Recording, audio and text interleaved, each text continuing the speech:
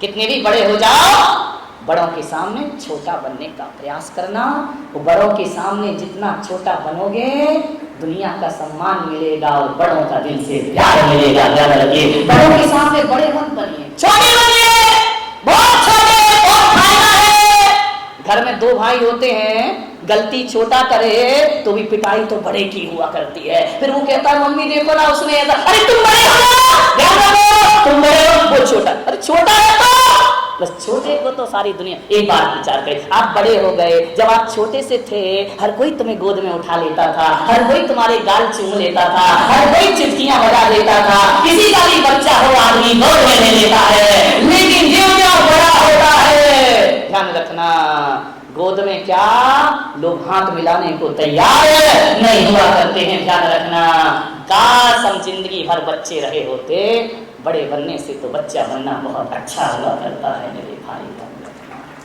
छोटे रहो, जिठानी के सामने देवरानी जिठानी बनने की कोशिश ना करे, वरना घर में टकरार होगी। बुजुर्गों के सामने बड़े मत बनिए, छोटे बनिए। छोटे बनने से बहुत कुछ मिला करता है जिंदगी। हमने तो जो भी पाया वो छोटे बनकर ही पाया। चाहे संत हो या गृहस्थ हो, छोटे बनो, छोटे बनो। ज्यादा बड़े बड़े बनने की कोशिश मत करो। बड़ा बनना बहुत मुश्किल है मेरे भाई। बड़ा का अर्थ होता है बड़ा, बड़ा खाया दही बड़ा, नहीं खाया दही बड़ा, देखा तो होगा क्या बोलते मराठी में? हाँ, खाने की चीज तो एक सी रहेगी। क्या दही बड़ा, दही बड़ा। बड़ा बनने की साधना देखो कितना करना पड़ती है, छोटे बनने में मजा ही मजा हुआ करता। बड़ा कौन होता है? जो अपने को छोटा बनाता है वो दुनिया में सबसे बड़ा हुआ करता है, और जो अपने को बड़ा समझता है वो दुनिया में सड़ा हुआ करता है। ध्यान रख, छोटे बनो। दही, मैंने एक दिन सोचा यार कि एक बात बताओ, आहार में चौके में वो दही बड़ा आया है, तो मैंने कहा यार ये है तो इतना सा बोला जाता है बड़ा। अरे दही बड़ा से बड़ा तो पापड़ हुआ करता है, इससे बड़ी तो रोटी हुआ करती है, इससे बड़ा तो वो तुम्हारा भोपला, क्या चौके में आता है ना, क्या बोलते भोपड़ा, जो बोले जो हमको नहीं मालूम क्या बोला जाता है। बड़ा होता है, लौकी बड़ी होती है, लेकिन किसी ने इन्हें बड़ा नहीं कहा। इतने से को कहा जाता है बड़ा। दही बड़ा कितना बड़ा होता है, इतना ही बड़ा, उससे बड़ा तो बड़ा पाव हुआ करता है, ये तो पाव से भी छोटा होता है, फिर भी मैंने कहा इसको बड़ा क्यों कहा जाता है तो ये बहुत छोटा सा, फिर भी लोग बड़ा बड़ा बड़ा बड़ा बड़ा, दही बड़ा, दही बड़ा, कांदी बड़ा, ये बड़ा, वो बड़ा। मैंने दही बड़ा से पूछा क्यों रे दही बड़ा, तू इतना सा है फिर भी तुझे बड़ा क्यों बोले जाता है? बोले महाराज बड़ा बनने में बड़ी साधना करना पड़ती है। मैंने कहा क्या साधना करनी पड़ती है? बोले दाल को रात भर पानी में गलना पड़ता है, जब गल जाती है फिर उसे मिक्सी में पीसना पड़ता है, तब जाके बड़ा बनता है। बोले मिक्सी में पिस गया, उसके बाद क्या होता है? दही बड़ा को जब मिक्सी में पीसने के बाद, पहले तो पत्थर में पीसा जाता था और मिक्सी में पीसा जाता है, पीसने के बाद उसको गोल गोल गोल गोल ऐसा बनाया जाता है, फिर एक गीला कपड़ा रखा जाता है, फिर उसमें बड़ा रखा जाता है, फिर उसमें कौन बोला महाराज तुमको कैसे मालूम? काजी बोली महाराज तुम्हें शादी आदि कीने बनाना आना, ऐसा कुछ नहीं, मुझे बनाने को कहोगे तो कुछ नहीं बनेगा। ध्यान रखिए, मैं गोल गोल करके फिर उसमें छेद कर दिया जाता है, फिर उस बड़ा को जो बेचारी दाल पत्थर पे पिसी है, रात भर गली है, वह फिर जाती है तेल में, कड़ाहे में डाली जाती है। कड़ाहे में डालने के बाद भी बेचारे को तेल में फ्राई होना पड़ता है, तलना। बड़े होने के लिए कितनी मेहनत करना पड़ती है, विचार करिए। फ्राई हो जाएगा, तलेगा, अभी भी उसे दही बड़ा नहीं कहा जाता है। फ्राई करने के बाद जब निकाला जाता है और उसे दही में डाल दिया जाता है, तब जाकर के वो दही बड़ा कहलाता है। तो मैंने कहा तू बड़ा कैसे हो गया? अरे बोले महाराज मैं दही के चरणों में जब से पड़ा तब से हो गया दही बड़ा। ध्यान रखना, बड़े बनना है तो बड़े के चरणों में जाना पड़ेगा। ध्यान रखना, बड़ों के चरणों में जाओगे, कौन बोला दही बड़ा बन जाओगे? ध्यान रखना, बड़ा बनना है तो झुकना पड़ेगा, उस बड़े को भी दही के सामने झुकना पड़ा। ध्यान रखिए, सोचना।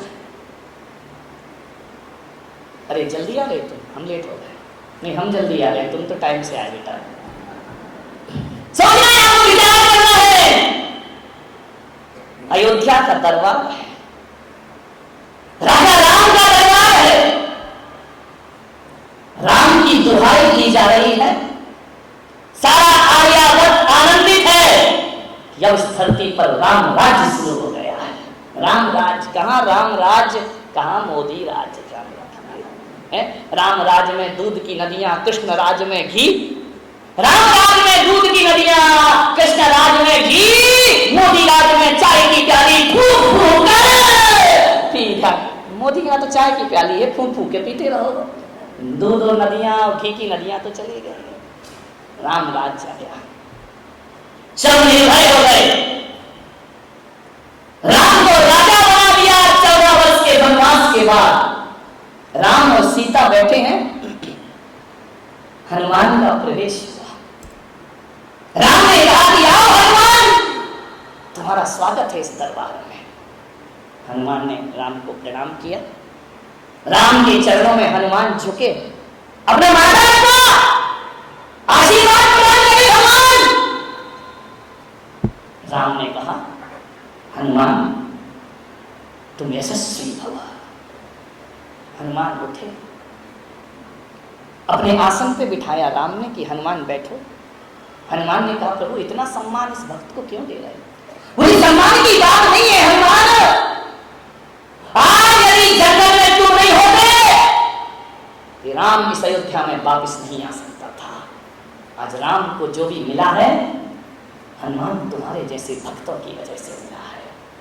हनुमान ने हाथ जोड़ लिए, प्रभु ऐसे वचन मत बोलिए।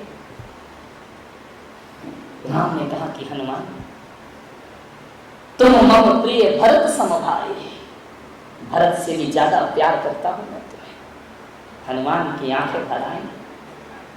भरत से कहा कि भरत भाई कपिसो ऋण हम ना, हम सबके ऋण से मुक्त हो सकते हैं लेकिन हनुमान के ऋण से कभी मुक्त नहीं हो सकते। सोचो कैसा लगता होगा। हम तो भगवान से कहते कि हम आपके ऋण से मुक्त नहीं होते हैं। किस्मत वाले होते होंगे जो भगवान भक्त से कह रहा कि मैं तेरे ऋणों से मुक्त नहीं हो सकता। भगवान से तो सारी दुनिया मांगती है। बारामती वालों ऐसे काम करो कि भगवान तुमसे मांगने लगे, ध्यान रखना। मान्यवर खुदी को कर बुलंद इतना, खुदी को कर बुलंद इतना कि तकदीर लिखने से पहले खुदा बंदे से खुद पूछे बता तेरी वजह क्या है। इतना बुलंद कर सकते कि भगवान हमसे पूछे कि बोल तेरी मर्जी क्या है। अरे हम अपनी मर्जी तो भगवान को रोज बताते हैं, भगवान हमसे पूछते हैं। राम ने कहा कि हनुमान ने जैसे ही शीश रखा, राम ने हनुमान के शीश पर अपना आशीष रख दिया। ध्यान रखना, सोचना है शीश रखोगे तो आशीष जरूर मिलेगा।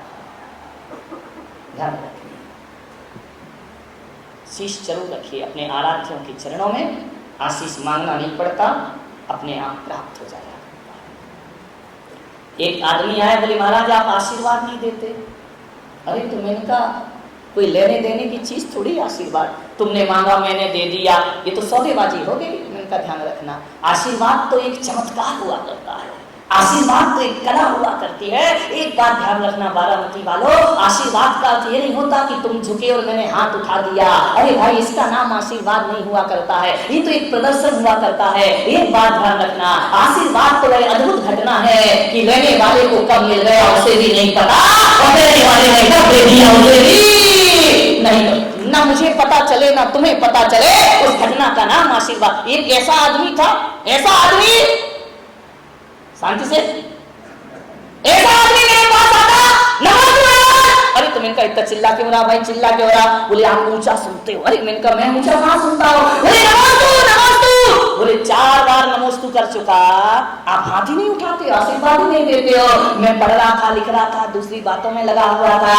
दूसरे दिन आया, फिर आया, बोले नमस्तु मैं अपना पढ़ रहा था, उसने अपना हाथ पकड़ा मेरा और अपने सिर पे रखने का ये क्या कर दिया है? बोले जब दोगे नहीं तो जबरदस्ती लेना पड़ेगा।